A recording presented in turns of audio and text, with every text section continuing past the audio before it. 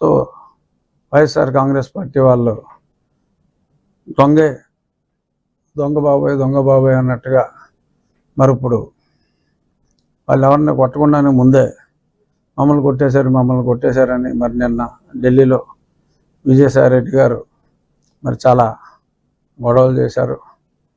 మరి నాకు అర్థం కాదు ఏంటంటే పట్టపగలు ఒక ఎంపీని తప్పుడు కేసు పెట్టి ఇంట్లోంచి లేపుకెళ్ళి అర్ధరాత్రి చావబాది అన్ని ఎవిడెన్స్లు ఉన్నా సరే,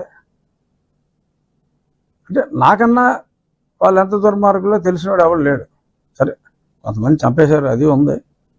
బట్ ఒక స్థాయి, ఒక ఎంపీ స్థాయిలో ఉన్నవాడిని ఈ రేంజ్లో వాళ్ళు చితకబాదారంటే మరి వాళ్ళు ఎంత దుర్మార్గులు అన్నది నాకు బాగా తెలుసు. మరి వాళ్ళు ఇవాళ అలా చేశారు ఇలా చేశారని కనీసం నా ఫ్లెక్సీని కూడా 4 సంవత్సరాల్లో ఎవరిని కట్టినవాళ్ళ, అది మీ అందరికీ తెలుసు. మీడియా ఎవరైనా కడితే వాళ్ళకి ఆ పోలీసు వాడు ఫోన్ చేసి వార్నింగ్ ఇచ్చేవాడు. సో మరి ఈ రకంగా అన్ని దురాగతాలు చేశారు. ఇప్పుడు అసలు ఏమీ జరగకుండానే వాళ్ళు చేసింది వీళ్ళు రిపీట్ చేస్తారేమో అనే భయంతో ముందే అమ్మాయి బాబాయ్ కొట్టేస్తున్నారు, చంపేస్తున్నారు. 1-6 సంఘటనలు ఎక్కడైనా జరిగి ఉండొచ్చు. అది పార్టీలకి సంబంధం లేదు. 2 వ్యక్తుల మధ్యన ఏమన్నా ఉంటే ఎవడు దెబ్బతింటే, 2 కొట్టుకుంటే ఎవరు దెబ్బతింటే ఆ దెబ్బతిన్న వ్యక్తికి వైసీపీ ముసుగేసి వైసీపీ వారిని చంపేశారు అంటున్నారు. నేను ముందు నుంచి చెప్తున్నా, అరే ఆ పార్టీ సంకనాకి పోతుందిరా బాబు, ఓ 20 సీట్ల కన్నా రావు. సరే 11 వచ్చినాయి, నా అంచనాలు తప్పని. 20 సీట్ల కన్నా రావు అని ఎన్నోసార్లు నేను చెప్పా. చివరిలో కూడా అలా మాటలని పందాలు కాసుకుంటారేమో, అది పిచ్చి ఆసుపత్రిలో చేసుకోవాలి, అక్కడ ప్రమాణ స్వీకారాలు ఏంటి, ప్రజల ఓట్లన్నీ అక్కడ పడిపోయినాయి, చాలా దారుణంగా ఉంది పరిస్థితి, పందాలు కాయకండి రా బాబు, తర్వాత మళ్ళీ మీరు ఇబ్బంది పడతారని కూడా చెప్పా. ఆ పందాలు కాసుకున్న వాళ్ళు కొద్దిమంది ఆత్మహత్య చేసుకుంటున్నారు. సో మనస్తాపంతో ఆత్మహత్య అని చెప్పి, వైసీపీ రాలేదని మనస్తాపంతో ఆత్మహత్యలు అని చెప్పి, మళ్ళీ దానికి ఒక డిఫరెంట్ మీనింగ్. మళ్ళీ జగన్మోహన్ రెడ్డి గారు బహుశా ఓదార్పు యాత్ర 2.0 స్టార్ట్ చేస్తారేమో, నాకు తెలియదు. నేను ఇంకా ఈ రోజు నుంచి వ్యక్తిగతంగా జగన్మోహన్ రెడ్డి గారి గురించి నేను మాట్లాడదలుచుకోవాలి. ఎందుకంటే ఆయన భాషలో చెప్పాలంటే మంచో చెడు, ఆయన చేయాల్సింది చేశాడు, వెళ్ళిపోయాడు. ఇప్పుడు జనాలు చూసేది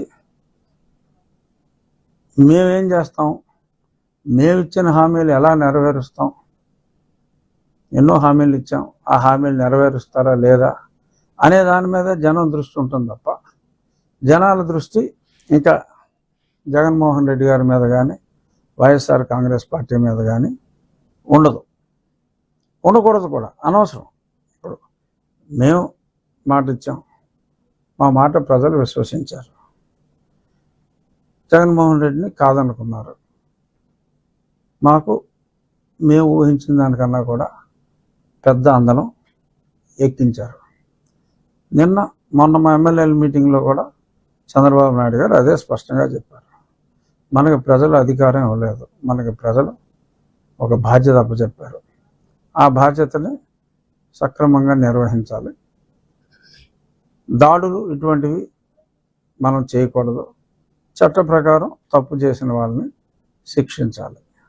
సో దీనికి ఒకరోజు ముందుగానే నేను చట్ట ప్రకారం ఒక పోలీస్ కంప్లైంట్ కూడా ఇవ్వడం జరిగింది. బహుశా నేడో రేపో, మరి నిన్నటి వరకు పోలీస్ అంతా కూడా ప్రమాణ స్వీకార ఏర్పాట్లో ఉంది కాబట్టి బహుశా 1-2 రోజుల్లో మరి అది ఎఫ్ఐఆర్ కూడా నా కస్టోడియల్ టార్చర్ మీద.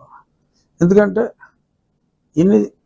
ఇన్ని తన్నులు తిని మిలిటరీ హాస్పిటల్ రిపోర్ట్లు ఇంత క్లియర్గా ఉండి కస్టోడియల్ టార్చర్ జరిగింది అన్న నాకే నేను న్యాయం చేసుకోలేకపోతే ఇంకా కామన్ మ్యాన్కి ఇంకా న్యాయం జరుగుతుంది అన్న దాని మీద నమ్మకం పోయి ప్రమాదం ఉంటుంది. కాబట్టి నా నిర్ణయం నేను తీసుకుని, చాలామంది అనుకుంటున్నారు దీని వెనక ఇంకెవరో ఉన్నారు, పార్టీ పెద్దలు ఉన్నారని.